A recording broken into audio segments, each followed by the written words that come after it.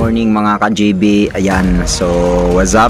Shoutout sa ating mga subscribers, mga followers dyan dito sa ating FB sa JB Balance TV. So ngayon mayroon tayong isang viewers nag-comment at nagtatanong kung ano yung ating drive hammer. So ipapasilip natin ngayon. So magsisimula tayo dito sa ating pulley.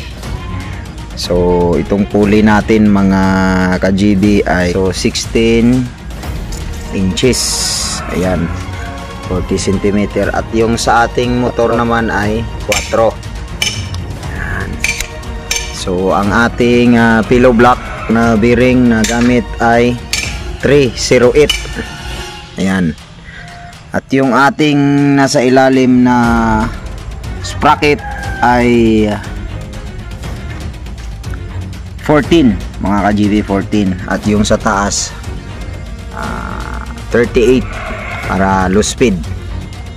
At yung ating kadena mga ka-GB ay yung para sa kubota, yung malaking kadena, heavy duty yan. Yan maybe yung laki ng ating tubo ng ginamit. Hindi na maybe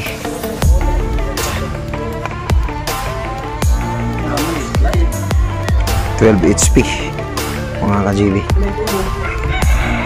At ito na nga mga ka-GB, back to operation na naman tayo kasi naayos na yung ating drive hammer. Ayan, mahirap talaga kapag walang drive hammer. Pag mano-mano, ako po, napakabigat na po ng tubo.